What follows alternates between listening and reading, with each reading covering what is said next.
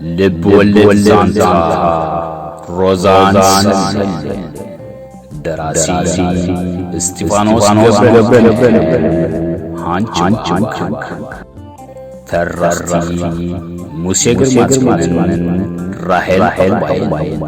مسوح هادتي يوناس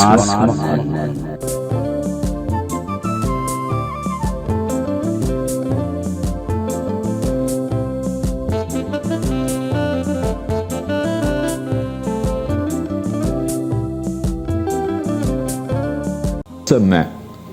مس مسارحته زلو زمدنا زمرر ايكونن كم صبغ يزقلت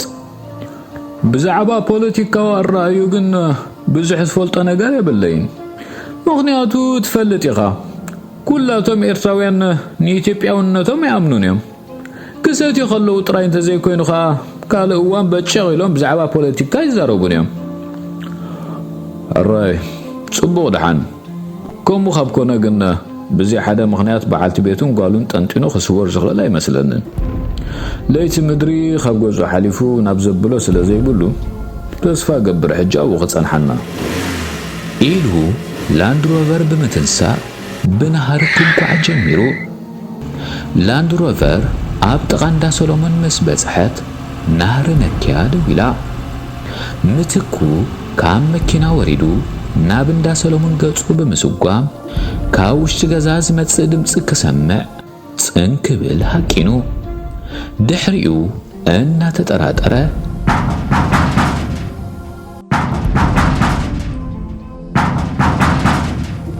بقستا سلسته غزي كحكحو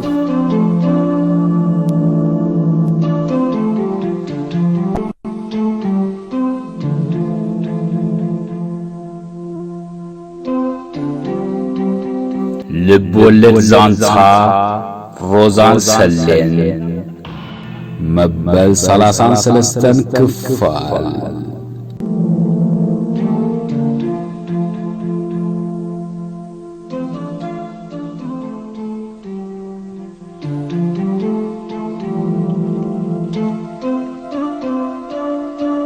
شامبل سولومون أبغزو كسنحنا تمني كبدو حقفو نمتكو بعبهان قوتا تصبيو روزا دمس مكينا سلا زي سمعت سولومون دا ماكينا دو تبالاشاتو خينا قال سبي زخحكو حزلو انا بلت قدم مخفاتا منيخا إلا كلتا غزي اب قبلا خوينا سرحتنيا قديماتا ناب دغ بموصا منيخا دغيما دمصا كباب بيلان بمنفيت ناي معصو سب كتري ان فتنتن انا غاشاي اتو سولومون هلو دخونو يلون ناي دحان ديهم دحانيا مكينه تبالاشات الناس غزاب صحني يخبل حاسبه نيره كدانا دي احيزا عبل الداد دويلا زنبرت فرويني ابو ازمص امسيلوا باباي انا بلت اب افدغ غصا كودب يلا نعفرتا غالي بابا خيكون غاشا يزا غالي الى تاروزا اما مساتو من مصنيرو خنبلام حاتيتاتو سرحتنيا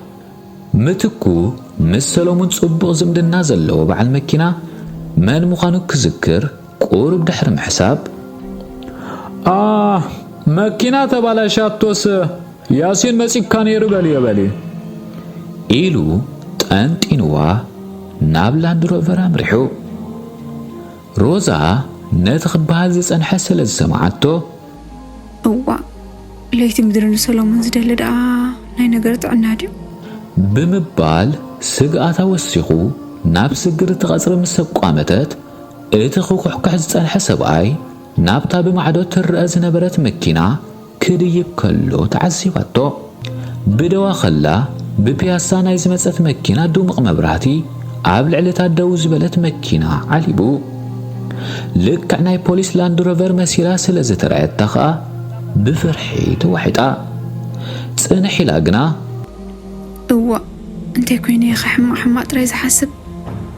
መኪና ዝተበላሸወቶ መሳርሕቲ እዩ ዝኸውን ፖሊስ እንተዝኸውን ብረት መሓዘ ነይሩ ላንድ ሮቨር ከዓ ናይ ፖሊስ ጥራይ ኮይኑ እንዶ ኢላ ኣምላኽ ክፉእ ከይስምዓ እናተመነየት ንገዛእትያ ድሕሪ ገለ ደቃይቕ ድምፂ መኪና ሰሚዓ ናብ ኣፍ ደገ ጎያ ጽንን ተበለት ናይታ ላንድ ሮቨር ሞተር ምዃኑ ተገንዚባ ላንድ ሮቨር መብራህቲ ወሊዓ ብቕድመ ገዛእ ተጠውያ ብናህሪ ተወንጭፋ ኣብ ጋቢና ክልተ ሰባት ብድሕሪት ከዓ ክልተ ብረት ዝሓዙ ወተሃደራት ኮፍ ኢሎም ምስ ረኣየት ከዓ ብቕጽበት ኣብ መደቀሲ ክፍሊ ኣትያ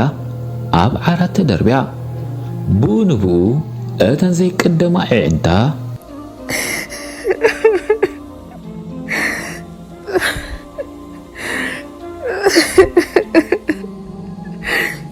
نبعت كزاريا جميرا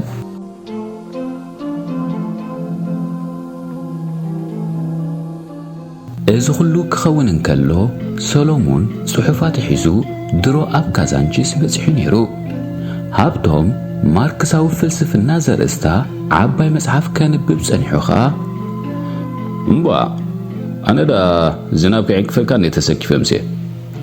إيلو كاب كورسو تسيو نتن صحفات دحر مقبال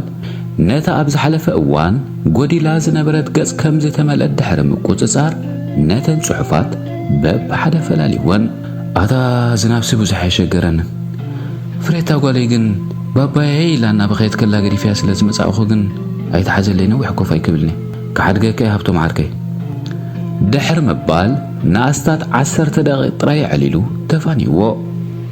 ناي سرح مكينا أبوتا أغميتوخا مكينا أومتان كوسد نتي حالفو ما يعقيرو زنبرت سرقيا بغستا أن حلفة أب أفدقة سروحو بتحو حلاو أفدقة معصو أب كند مخفات زي أملهم بنقشو معصو وجهم نابو بمغرب كما يامسي خاسلومن ودي دحر مبال اتقنا متوكو رخيبو كارو كبل حتي تومو تصنحو حمش قرشي السوية بلالهم سلزنبرة آمنا يوم سفتوو بات هاند بتاو حتوهم سنبيدو بقالو تامس ملسلهم بلدحان مكينا مؤتوا كاسي لخن الزرارة بين عزودي إيلوم معصو مسكفتلو مكينا كاب أفدق أحلفو أب كدمتات أبابني حلوها جزا دو مسبلا نابقوم قريبو بلعن تبو أبسرح تصنيح خاخت واتسن كلخا نايشي ما قل لي ناقر كوينو كاب زناب كي وقع عني فريحي خنقرك كاي كالكو نمبر متوكو أوش تخلخا مسيو نايرو أي هي ما ينهار ما خلو مكينو أب أفدقا قديفوا بأقرو خاات تخلو ريالوخو وع أنت هذا السبعي بتعنو دي تسأليلو ويلا شعوكوا حق زربا نروسو قدا دايلا بزحي تقدس كلون أي دونقو ينجن بغصبت بموسع مكينو العلو تبقيتو لو مسقالا رخيبو خون علوان الكوخا أبزا بوتاي كوفي لخلوخو نس خون سرحكا وديخا خيدكا دحرا خاي دونقين بوليس أغتيلو دبخيلو مس بلوخا كسابان قعو كازح تسميعو وكنسو بزك آلو متن كزان فتينو حلاو أفدقة زروبون بمغصال ناتشو عمشا الزقات أمكونتات بزرزر قالي سوملو سلومون ناتخونتات قلتيفو بمقمقام زفر حازنا برا معالتي كامز آخلت ترديو مس قزيك كالادم وسينو نايس رح مكينا أبوتا أتسلقعوخا نابي صحفة متكو دحر مئتاو نتا مبازحت العيلو أم مكينو دحر مسعان متكو كيركبو كاب تغزر خوات ستوغايو أب أفدقة مسبزحة نتم حلو أفدقة عسر أغشيبوهم اقزي أبي هري حبكا سلومن ودي إيلوم دحر ممراق زروبو أمزي سكفو خوينو سلزة تسمعهم سلومن ودي ጥንቅቕ ዳበል እዚ ዝበልኩ ኻዘረባ ከም ቀሊል ኣይትውሰዶ እዞም ግናያት ብስራሕ ዝደልዩኻ መሲሉካ ኸይትህመል ከም ዘስተውዓል ኩሎም ኣካይዶም ናይ ተንኮል እምበር ናይ ጥዕና ይመስልንዩ ኢሎሞ ኣባታው ሓልዮት ብዝመልኦ ኣዘራርባ ድሓን ተረዲእኩም ኣለኹ ምናልባሽ ኣቶ ምትኩን ተተመሊሱ ግን ሰሎሞን ሓደ ቤተሰቡ ኣብ መገዲ ደብረ ዘይት ሓደጋ መኪና ስለ ዘጋጠሞ ጽባሕ ስራሕ አይወፍርኒ ኢልካ በልዎ ኢሉዎም ናብ ካዛንቺስ ታንፊፉ ማዕጾ ከፊቶም ሙሉ እናወፀን ከሎኻ ሽሻይ ካስራዓል ካንታ ብሩኽ ገብርኤል ሓልውካ ደሓን ሕደር ወደይ ደሓን ሕደር ኢሎም መሪቖሞ እቶም ሰብኣይ ተወላዲ ብሔረ ከምባታ ኮይኖም መሬቶም በመሳፍንቲ ሽዋ ምስተሓድጉ ዓዶም ገዲፎም ንኣዲስ አበባ ዝመጽዮም በዓልቲ ቤቶም አንጌራን ስዋን እናሸቀጣ ቁርብ ስለ ዝሕግዞም ከፊኡ ኣይከፍኦምን አንጻር መሳፍንቲ አምሓራ ግና ኩሉ ግዜ ሕኒን ምስ በልዮም ነይሮም ንምትኩኻ ብሰንክት ጸቓጥ ባህርያቱን ትምካሕታዊ ኣረኣእዩን ካብ ጸላቶም ፈልዮም ኣይርእይዎን ነይሮም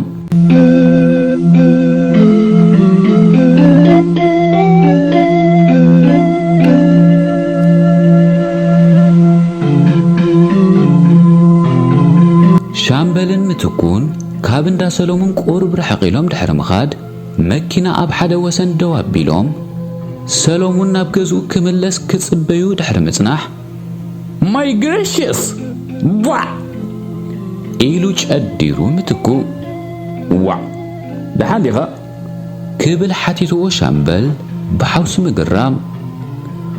እንታይ ዝበለ ዕኑድ ምሸት ይወደይ ንሓንጎለይ ብርካዕ ከስርሖ ኽእል የለኹን ማለት ዲ ቀልጥፍ ጥራይ ሕጂ ናብ ቤት ማሕተም ገዝካ ምርሕ ግድነት ኣብኡ ክረኽቦ ኣለና እምባ ኣብኡ ዶ ይጸናሕናን እንተ መጸባብ ዝኾን ጽበዮ ካልኣይ ግዜ ንጋገለና ኣየለ ናይ ስራሕ መኪና ሒዙ ስለ ዘሎ ግድነት መኪና ክወስድ ከም ዝመጽእ ክዝክር ነይሩኒ ስለ ጥራይ ከየምልጠና ሻምበል መኪና ኣተንሲኡ እናተበገሰን ከሎ ብናይ ምትኩ ዘረባ ስለ ዝተጠራጠረ ዋ ስምዓኒ ምትኩ መኪና ኣብ ስራሕ ከም ዘላ ግን ኣረጋጊጽካ ዲኻ ክብል ተወኪስዎ ናብ ቀንዲ ጽርግያ ተሓዊሱኻ ናር ወሲኹላ አንተ በብማዕዶር እያ ከለኹ እዚ ሓሳብ እዚ ክመጽኣለይ ዘይምኽኣል እኮ ይዘዛርበኒ ዘሎ ኣየለ ዋይ ኣምሊጥና እቦ ኢሉ ምትኩ ብኹቱር ሕርቃን ሻምበል ንላንድሮቨር ከም ንፋስ እናሕንበባ ኣብ ኣፍ ደገ ቤት ማሕተም ደው ኣቢልዋ ሓላው ኣፍ ደገ ላንድሮቨር ምዃና ምስ ፈለጡ ምትኩ ተመሊሱ ከም ዝመጸ ተጋሂድሎም ሰሎሞን ካብ ሰርማዓቱ ንስክላ ምውጽኡ ንኣምላኽ እናመስገኑ በትሮም ሒዞም ብድድ ድሕር ምባል መብራህቲ መኪና እናደጉሖም ማዕጾ ከፊቶም ሙሉ እታ መኪና ኣብ ውሽጢ ቐጽሪ ኣትያ ደው ምስ በለት ከዓ ምትኩ ከም ቅጽበት ወሪዱ ስምዓኒ እንዶ ሰሎሞን ብድሕሬና መጺእ ዶ ነይሩ ክብል ሓቲትዎም ታህዋኽን ነድርን ብዝተሓወሶ መንፈስ እወ ቅድሚ 10 ደቂቓ ኣቢሉ መጺእ ነይሩ 5 ደቂቓ ይገብርን ድማ መኪኖ ሒዙ ኸይዱ ቅድሚ ምኻዱ ግና ሓደ ቤተሰበይ ኣብ መገዲ ናዝሬት ሓደጋ ኣጋጢምዎ ስለ ዘሎ ጽባሕ ስራሕ ከም ዘይወፍር ንኣቶ ምትኩ ንገሩ ለይኹም ኢሉ ተላብዩኒ ክብሉ መልእኽቶም ኣብፂሖም እሞ መጺና ምንባርና ሓቢርኩሞም ዶ ክብል ህድ ኢሉ ተወኪስዎም ኣይ ተውሳኺተይ መን ምስጠወቐኒ ኣብ ዘይስራሕ ዝኣቱ ዝናብ ኮይኑ ካብዛ ገዛ እኳ ዘይወጻኩ ጽባሕ ስለ ዘይወፍር ግን መንቀሳቐሲ ከይስእኑ ኢሉ ዝኣሂቡኒ ኢሎም መፍትሕ መኪና ኣቐቢሎሞ ሓሪቑ ምዝራቡ እናጣዓሶ ሜልኡ ክቕይር ብምፍታን ከዓ ማለተይ መፍትሕ መኪና ደሊና እንዲና እዚ ኩሉ ኾለል ክንብል ኣምሲና ስለዚህ ንዓኻ ደልዮም መጽኦም ነይሮም ኢልኩሞም ተኾንኩም ኢለ መኪናይ ኣብ ጥቓ ሳልሳይ መደበር ተባላሻትኒ እምብዛዕ ተሸጊረምሴ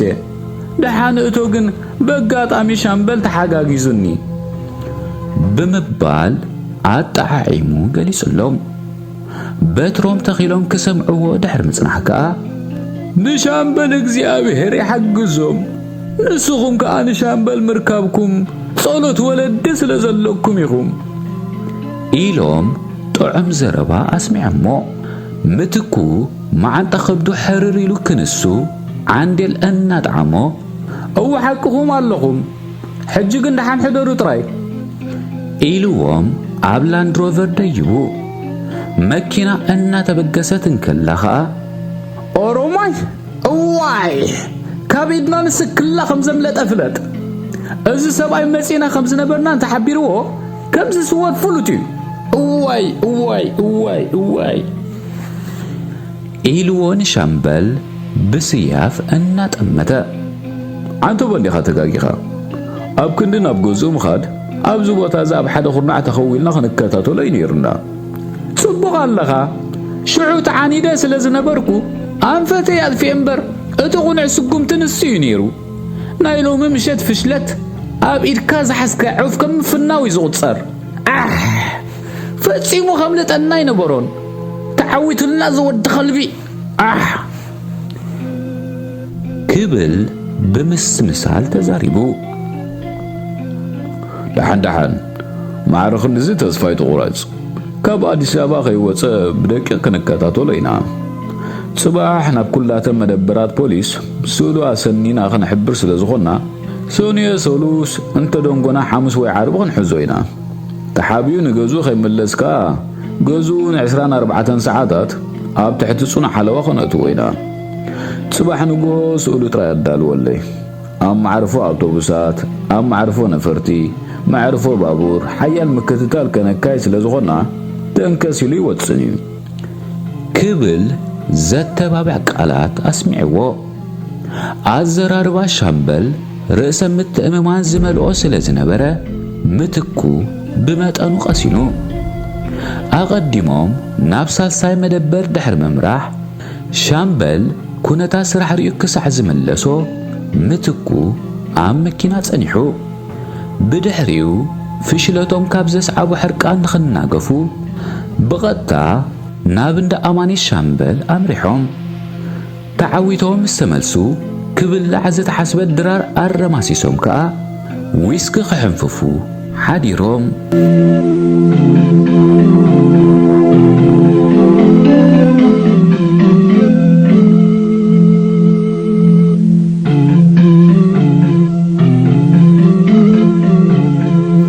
ሃብቶም ድምፂ መኪና ሰሚዑ ከም ብባዝ ጸንሐ መጽሓፍ ኣቋሪጹ ጽኒሉ መኪና ሰሎሞን ኮይና ስለ ዝተሰማዓቶ ኸኣ ማዕጾ ኸፊቱ ንደገ ወፂኡ ሰሎሞን ካብ መኪና ወሪዱ ናብኡ ገጹ ክመጽእ ምስ ረኣዩ ኸኣ ዋ ይታሰለ ነዳሕን ዲኻ ተመሊስካ ክብል ሓቲትዎ ስክፍትኡ እናዛየደ ገዛ ሓጾ መቕልጥፍና መኪና ሰዓበኒ ቀልጥፍ ኢልዎ ድምፁ ኣትሒቱ ገጹ ገልቢጡ ኸኣ ናብታ ሞተር ዘይጠፍአ መኪና ተመሊሱ ሃብቶም ዘረባ ዓርኩ ኣዝዩ ስለ ዘሻቐሎ ገዙ ዓፅዩ ብኣጋ ኣርኪብዎ ኣብ መኪና ምስ ኣተወ ሰሎሞን ብዛዕባ ዘጋጠሞ ነገር ቃላት ከየብዝሐ እሕፅር ኣቢሉ ገሊጹሉ ዝኣምኖ ዓርኩን መቓልስቱን ኣብ ኢድ ጸላእ ዘይምውዳቑን ስራሓቶም ከይዕንቀፍ ካብ ዝብል ዕላማ ነታ መባዝሕት ብድፍረት ሒዝዋ መምጽኡ ክሕጉሶ ኸሎ ካብ ዝፈትዋ በዓልቲ ቤቱን ዕሸል ጓሉን ክፍለ ምዃኑ ግና ብልቡ ሓዚኑ ብፍላይ ኣብ እምሮ ሮዛ ክስዕብ ዝኽእል ከቢድ ስምብራት ኣመና ኣተሓሳሲብዎ ዝኒሉ ጸኒሑ ኸኣ በቃ በልድሓን ሕጂ ቐልጢፍና ካብ ዝርሓቕ ናብ ካምፖስ መራገጽካ ቐጽል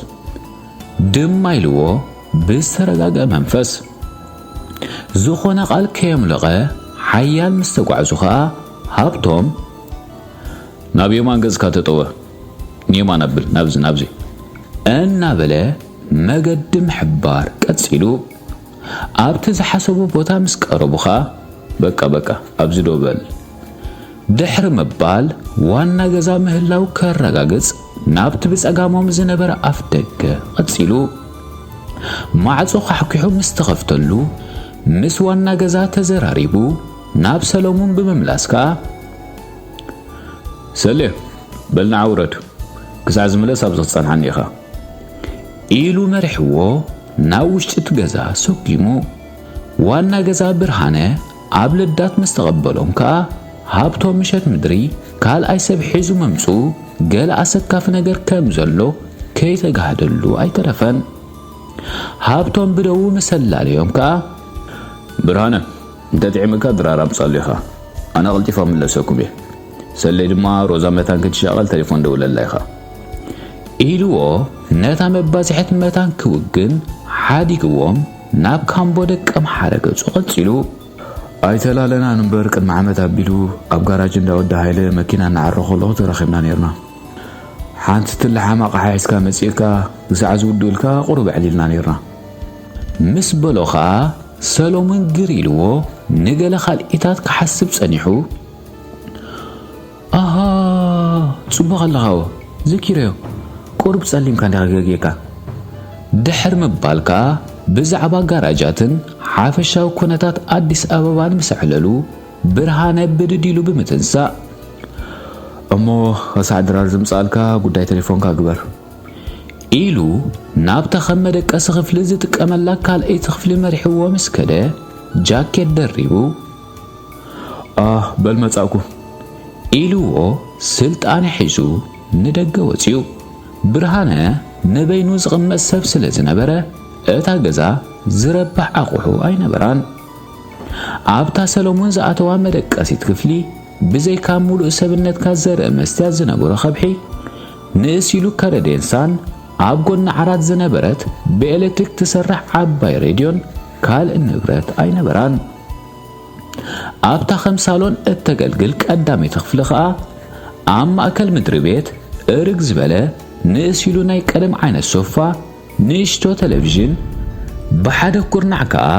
ጋዕገል ጠም ናይ ክሽነ ዝሓዘ ደባን ጠረጴዛ ናይ ጋዝ እቶንን ኣብ መንደቕ ዝተጠልጠሉ ክልተ ሰለስተ ኣሳእል መላእኽትን ይርአ ሰሎሞን ስልክ ምስ ደወለ ኣብታ ብጽምዋ ተዋሒጣ ዝነበረት እንዳ ሰሎሞን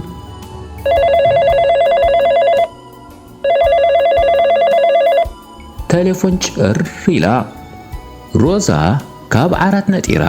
ብዘይሰኣነ ናብ ሳሎን ብምጉያይ ኣልዒላታ ሃሎ ዝብል ድምፂ ሰሎሞን ምስ ሰምዐት ከዓ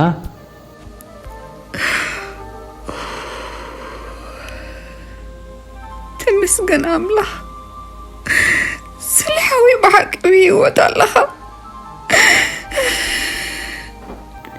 ኢላቶ እናተደፋነቐት ሮዚ እንተ ኮይኑ ዶንጊል ግዲኺ ወይ ሰማዕኪ ነገር ኣሎ ምስ በላኻ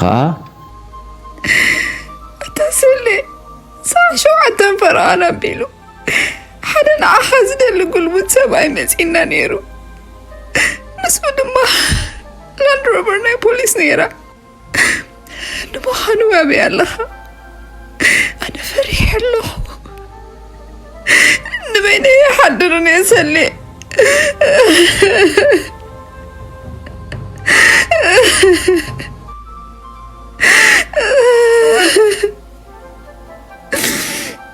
ኢላቶ ድምፃ በፊቕታ እናተቆራረጸ ስምዐኒ ሮዜ ኣይትኮይ ሞ ሓንሳብ ጸኒልካ ስምዐኒ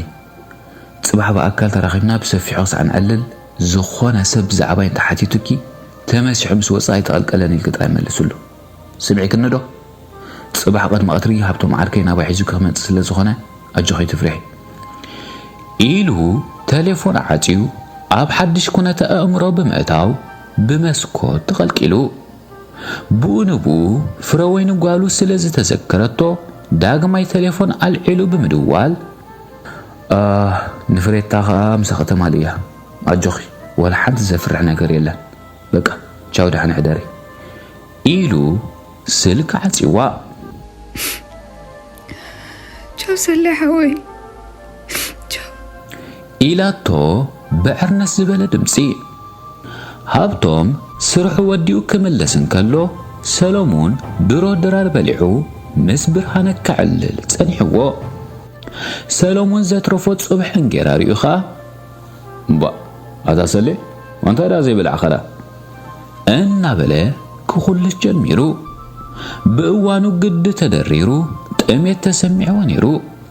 ክልተ ሰለስተ ግዜ ምስ ኮለሰ ኸኣ ናብ ሰሎሞን እናጠመተ ናይ ዝኸለ ዝበልኮ ግዲ ኮይኑ ጠሜ እንዴ ንሮዛ ኸደው ኢልካ ኣላ ዶ ክብል ተወኪስዎ ሰሎሞን ኣብ ሓሳብ ኣትዩ ጸኒሑ ገደፈና እስኪያኽ ዘይምድዋን መሓሸል ነይሩ መስክነይቲ ብብኽያት ከተዛረበኒ ከኣለት ፖሊስ ንገዛ መጽዮም ስለ ዝነበሩ ብሂወት ዘለኹ ይመሰላ ኣዝያ ርዒዳ እያ ዘላ ብዝኾነ ኣጆ ኽድሓን ጽባሕ ሃብቶም ናባይ ሕጂ ክመጽእ ኢለ ምስ ኣዳዓስኳ ቁርብ ተሓይሽ ከመይ ኢላ ከም ተሓደር ግን እንዴ ከም ገለ እንተጣዕመካ እባ ድሓርን ገዛ ክትከይድ ከለኻ ትእለ ያፈትም ኢልዎ ብውሽጡ እናተቐልወ ንሱ እዩ እዚ ዓበየ ሽግር ናታ ምዃኑ ኸሎ ገና ርዱ እዩ ነይሩ ጉዕዞ ገድሊ መሪሩ ሰሎሞን ጸድፍን ገደልን እሾኽን ዳንዴርን ሰልምን ዓዘቕትን ጠሜትን ጽምዕን ጸበባን ስቓይን ዝመልኦ ጽንኩር ጉዕዞ እዩ እዚ ፍጻመ እዚ ኸኣ ከም ሓደ መርኣያ ክውሰድ ይከኣል ኣብ ገድሊ ትሳተፍ እንተሊኻ ጽቡቕ እናተመነኻ ነቲ ዝኸፈ ነገር ክትዳሎ እዩ ዘለካ ብዝኾነ ግን ኣውደ ነገር ብዙሕ ካብ ምዝራብ ግዜ ኸይቀተልና ብስራሕና ተኣተና ሓይሽ ድሕር ምባል ቆላሕቱ ናብ ተኣፊቱ ዝነበረ ብርሃነ እናሰደደ እሞ መዓዝ ክትብገስ ይኽብሪን ኩሉ ነገር ናባኻ ይኽወድቕ ሕጂ ኢልዎ ቆላሕቱ ናብኡ እናሰደደ ብርሃነ ሩሱ እናደረዘ እዋ ጽባሕ ጽዒነ መኪና ምዕራይ እንተወድየ ድሕሪ ጽባሕ ንጎ ክብገስ እየ ዝሓስብ ምናልባሽ ተዘይሰሊጡኒ ግን ድሕሪ ጽባሕ ሰንበት ስለ ዝኾነ ሰንዮ ሰሉስ ገጽየ ክብገስ ክብል መሊሱሉ እዋ ሰሎሞን ጽባሕ ግድነት ካብ ዝዓደ ክወፅእ ስለ ዘለዎ መቸም ጽባሕ ዝረኸብካ ጸናት ሒዝካ ክትብገስ ተትፍትን ጽቡቕ ነይሩ ምክንያቱ ከም ዝገለጽኩልካ ሰሎሞን ክውዕል ክሓድር ኣይክእልኒ ጽባሕ ክብገስ እንተዘይክኢሉ ፖሊስ ስኡሉ ናብ ኩላተን ኣብ ኣዲስ ኣበባ ናብ ዝርከባ መደበራትን ብሎካታትን ክዝርግሕዎ ስለ ዝኾኑ ክወጻእ ጸጋም ክኸውን እዩ ስለዚ ጽባሕ ክትብገስ ትጽገም እንተኾንካ እቲ ጉዳይ ፈጺሙ ግዜ ዝህብ ስለ ዘይኮነ ካልኦት ኡምናት ሰብ መካይን ክትረኽበለይ ክትፍትን ኣለካ እቲ ጉዳይ ፈቲኻ ጸሊእኻ ናባኻ ይኽወድቕ ክብል ኣትሪሩ መልእኽቱ ሕሊፉ ብርሃነ ክብደት ናይቲ ጉዳይ ምስ ፈለጠኻ ብሓን እቲ ነገር ማዕሩ ክንዱ ህፅፅ እንተኾይኑ ብዙሕ ኣይትሸገር ወሸላ ኣነ ሰርሖ ተረኺቡ ድሉ ጽዕነት ስለ ዘለኒ ጸገም የለን ጽባሕ አንጊያ ክጽዕነ እየ ፊልትሮ ናፍታን ዘይትን የቀይር ሓሲበ ነይረ ዘይሰለተ መሲሉ ግን ኣብ ምላሽ ይገብረ ብወገንካ ጥራይ ወዲ እምበር ተደንጎኹ ጽባሕላት ረኽብ ገስ ኽእል ኢሉ ኣኽሲንዎ ግርምባር ከምኡ እንተኾይኑ ኣይታንትኻ ብዝኽትሓድጎ ኢኻ ምኽንያቱ እቲ መደብ ሰሎሞን ከም ኣይታንቲ ኮይኑ ኸይደ የደልየ ዘለኹ ስለዚ ረሲሕ ኢሉ ኮምፕላሴን ቆቢዕ ከምኡውን ሰኣነ ቐርበሉ ብወገነይ ዝቕረብ ነገራት ተልዩ ጽባሕ ፍርቂ መዓልቲ ሒዘ ኣለኹ መጽየ ሕጂ ግን ገድፈኩም እየ ዳሕን ሕደሩ ኢልዎም ብድድ ኢሉ ዘረቡ ሓፂርን ንጹርን ነይሩ ክልቲኦም ከፋንዎ ብድድ ኢሎም ክሳብ ኣፍ ደገ ደድሕሪኡ ብምስዓብ በብወገኖም ከዓ ሞቻው ሃብቶማ በቃ ዳሕን ሕደር ሃብቶማ ኢሎም ሞ ዝባኖም ገልቢጦም ገዛ ምስ ኣተዉ ኣብ ዓዓራቶም ተገምሲሶም ኣብ መደቀሲኦም ጎቦ ኮይኖም ንገለ ደቓይቕ ምስ ዕለሉ ከዓ ብርሃነ መኪና ኸተዓራሪ ኣብ ጋራጅ ስለ ዝወዓለ ሰለ በልኣነስ ፈይዘ ስለ ዘለኹ ክገድፈከ ኣይተሓዘለይ ምሸት ኣይክእልኒ ኢሉ ኮቦርታ ተሸፊኑ ሰሎሞን ድቃስ ከም ዘይወስዶ ይፈልጥ እኳ እንተነበረ ከሰክፎ ስለ ዘይደለየ ግና ወሓቅኻ ኣነ እውን ደኺመ ኣለኹ ንደቅስ ኢሉ ንማለቱ ተጐልቢቡ ጽባሕ አንጊየ ስለ ዝብገስ ገዛ ብደገ ዓፄ መፍትሕ በትሕቲ ማዕጾ ኸስልኸልከ ምናልባሽ ናብ ሸቓጥ ክትከይድ ተደሊኻ ኣይትጽገም ውፅእ ምስ በልካ ንየማ ምስ ነጠወኸ ንቑርሲ ዝኸውን እንቋቑሖን ካልእ ኣስቤዛን ኣብ ልዕሊ ጠረጴዛ ከንፈልክያ ባዕልኻ ትሰርሕ ንደገ መውጻእ ተዘይጸሊእካዮ ኣብ ዝኹርናዕ ጡ ኢልካ ቤት ቁርሲ ኣሎ ግን ካልእ ትረፍካ ኢልዎ ኣፊቱ ተንጠልጢላ ናብ ዝነበረት ናይ መድሃኒ ዓለም ስእሊ ጠሚቱ ኣብሲ ክፍታዶ እቲና ካታ ብርሃነ እዚ ኩሉ መዓሳላይ ነይሩ እኳ እንተበሎ ብርሃነ ድሮ ጸሎት ክገብር ስለ ዝጀመረ ኣይመለሰሉን። ክልተ እዳው ንላዕሊ ዘርጊሑ ኣዒንቱ ብምዕማት ቀደም ብንእሽኡ ከሎ ካብ ኣቡኡ ዝተምሃረ ሓጻር ጸሎት ብትሕቲ መልሓሱ ደጊሙ መብራህቲ ድሕሪ ምጥፋእ ርእሱ ኣብ መተራስ ኣውዲቕዎ። ኣየላበወን ብኡ ንብኡ ከረዊሉ ደቂሱ። በንጻሩ ሰሎሞን በዓልቲ ቤቱ ብድሕሪኡ ተሕልፎ ህይወት ንስግኣቱ ዝያዳ ክብ ስለ ዘበሎ ኣእምሩ ሙቓም ኣብይዎ። ዝብላዕ ዝስተ ከይትስእን ዘይኮነ ሃንደበት ክፍለያ ኸሎ ክትጽመሞ ዘይትኽእል ጉዳይ ምዃኑ ኣጸቢቑ ስለ ዝፈልጥ ኣዝዩ ተረቢሹ ነይሩ። ብሓሳብ ተዋሒጡ ክድቅስ ኣይከኣለን። ብሰላም ኣስመራ ክትበጽሕ ተኽኢላ ኣብርሃምን ኣደይንካ ጽቡቕ ጌሮም ተዳዓይሶሞ እናበለ ኸኣ ብሓሳብ ክውት ጀሚሩ። ካብ ኣዲስ ኣበባ ክሳብ ሳሕል ዘሎ መገዲ ክንደይ መዓልታት ክወስደሉ ከም ዝኽእል ክፈልጦ ዘይሕሰብ እኳ ተነበረ ክግምግሞ ግና ፈቲኑ። ብሓሳብ ድሮ ኣብ ሳሕል በፂሑ ክዕለም ታዕሊም ወዲኡ ኸኣ ኣብ ፊልም ይሪኦ ካብ ዝነበረ ናይ ካውቦይ ኣገባብ ብዘይፍለጥ ክተኾስ ፈንጂ ኸትጻውድ ጦር ሰራዊት ክማርኽ ህያው ኮይኑ ተራእዮ። ብዛዕባ ርእሲ ዓዲ ብዙሕ ይሰምዕ ስለ ዝነበረ ድማ ጉዕዙኡ ናብኡ ምዃኑ ከም ውድኡ ወሲዱ ካብዚ እንተወፅኤ እንተደንጎኹ ድሕሪ ሰሙን ኣብ ርእሲ ዓዲ ክህሉ እየ ካብኡ ናብ ሳሕል ምህታፊ ዝተርፍ እናበለ ካብ ሓደ ሓሳብ ናብ ካልእ ሓድሽ ሓሳብ ክናጠር ጸኒሑ ድቃስ መጺእዎ ብነዊሕ ኣምባሂቑ ሃንደበት ኣብ ማዕጾ ኳሕኳሕ ዝብል ብርቱዕ ድምፂ ተሰሚዑ። ሰሎሞን ኣብ ዝነበሮ ከም ዓንዲ ደሪቑ